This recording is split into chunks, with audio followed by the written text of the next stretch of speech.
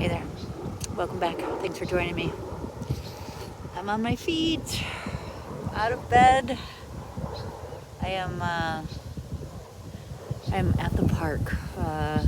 Tilly and I are out on our first walk together since my lung surgery ablation procedure, and I'm just coming out of chemo, so that's why you haven't heard from me in a little bit. It's been a rough, I don't even know, week and a half, something, 2 weeks. Anyways, it feels really good to regain your independence when I have procedures like this, right? Like, you never know. Remember, we were chatting, and I was out every single day going for walks and bike rides because I didn't know what this procedure was going to do, if I was going to end up having lung capacity and be able to independently go for walks, right? So there's a lot of fear in having these procedures, is gambling. And I think last time we chatted, I was talking about the fatigue of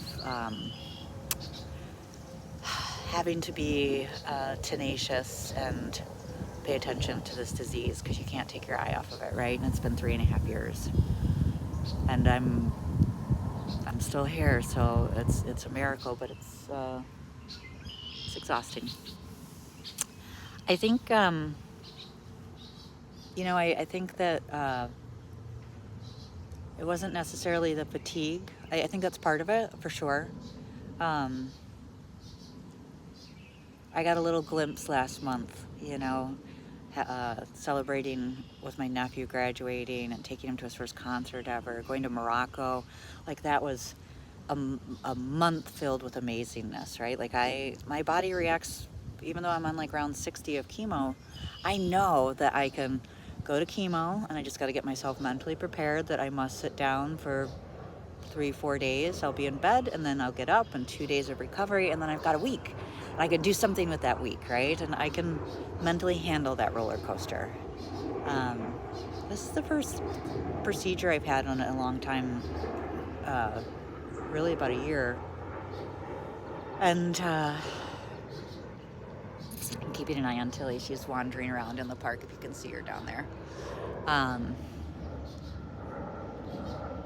it had to do with your lungs, right? So it's a gamble. I thought everything will be okay, but you're going into it not knowing, am I going to be able to breathe? Am I going to be able to go independently for a walk? Yes, I will. No, I won't. I don't know. Should I do this? Should I not? Of course I have to do it because I have cancer, and the only way to get rid of cancer is to kill it. So you just can't really go there with the fear of it not working, right? And I realized after our last chat that actually was where I was at. If you remember, the whole plan is that we were going to do this in 2 procedures. They were going to go in, clear the right lung first, because that is the side with less cancer. I would recover from that. We would go into the left side, knowing that the left side, I'm going to be in the hospital for at least a couple of days. I'm definitely going to have a chest tube. There's more cancer, more risk, etc. But the first side was supposed to be not easy, but it was supposed to be like clean cut, right? And I know nothing is ever clean cut, but my mind was going in for 2 procedures, and I had myself set for that. And I came out of this, and it was very successful by all means, because they got most of the cancer. But I started to have that collapsed lung, and so they had to leave 1 lesion in there, which, they believe that they can just get it in perhaps in the next procedure. But if the next one's not as successful, let's say they get, like, again, on that side, almost all of it, but I have a collapsed lung, that means we go into a 3rd surgery procedure. And it's just,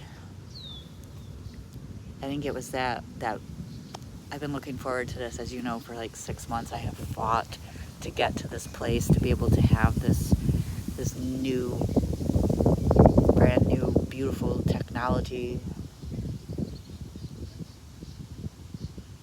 I'll be right back. I got a creeper coming up behind me. Hey, thanks for waiting. I'm back.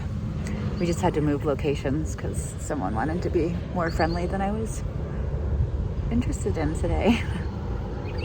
So one thing, it's funny, people in the city, when you decide where to live, right, if it's in a really good school area, that's what people are looking for, right? They go by neighborhoods and look for the best schools in the neighborhood, and that's where they'll buy their home. Me, I'm looking at the rape statistics and the battery statistics for each neighborhood, and I choose my home by that. That's living in the city. Anyways, yeah, I just came to realize after our last chat, and thank you for that, because they always help me to work through in my mind what's happening. But I realized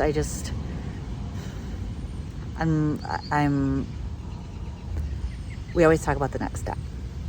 And as long as there is a next step, you have hope and you have a reason to get out of bed, and there's something to look forward to. And I'm going through this with a couple of friends right now that have run out of steps, and this is for right now. You always hear me say, you have to stay alive to keep up with the science. For right now, this is the last of the science for me, right? Like I flippantly say that I could have a third lung ablation procedure. I don't know. Your body makes that decision, right? It's like the chemo isn't killing the cancer. It's basically the doorman holding it closed. Okay, great. I've gotten used to it. I'm mentally able to do it, physically able to do it. I would do it forever if that's what it took, but it's not my choice. Remember, I'm only in chemo because I'm on a trial drug that's propping up my platelets. It's a trial. I don't know how long that lasts. Maybe it'll just stay this way. Maybe it won't. Maybe I'll be able to go in for a next procedure, or maybe I won't. It's not always your choice. And right now, this has to work, because you can only have so much radiation in your body. You can only have so much of, before. And I feel like I'm racing. I feel like I wanted this to happen because I haven't had any new cancer pop up, right, in a while. And if new cancer pops up, then your team just goes, see, metastatic, nothing we can do. Might as well just wait it out, right? And the only reason they're saying yes right now is because I haven't had anything new, and I've been like really stable for a while now. So I'm scared that'll change, which is why I have the next surgery already scheduled for July 13th. I could not rest until they scheduled that, so I feel very good about that. Not very good. Not that I know what a chest tube is. That shit hurts. But it's okay. It's okay. So I am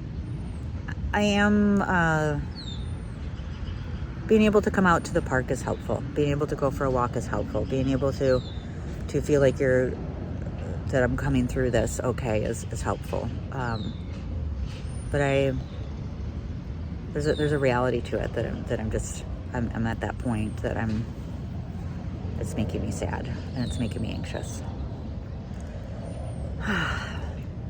But for right now, right here, I'm having a beautiful day.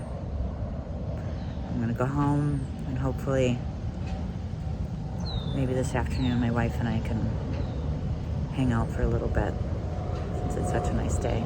She's hard at work. Yeah. 1 minute, one step, one day at a time, right? All right, well, thanks for hanging out with me in the park. This was quite lovely. We'll chat again soon.